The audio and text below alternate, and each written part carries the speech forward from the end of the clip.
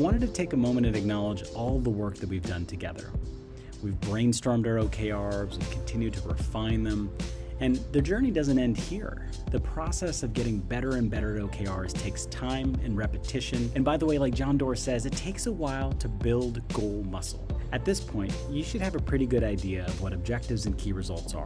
Together, we've learned what it takes to really make an audacious objective and what it takes to also pair that with key results that can truly monitor your progress and help you know if you've crossed that finish line. And now that you know how to craft OKRs, it's going to make you more confident when you go into the workplace and craft them there too.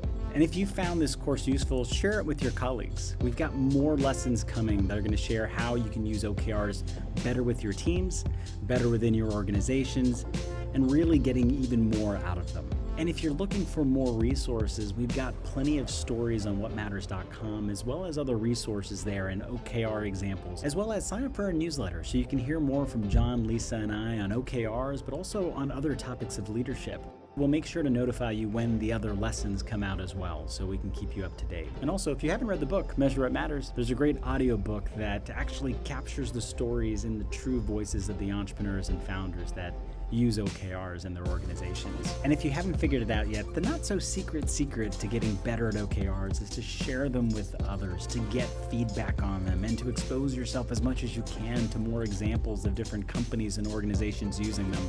And we hope to keep on sharing more of these kinds of stories and resources for you. So thank you so much for joining us on this Getting Started series, and keep up the momentum. Thank you.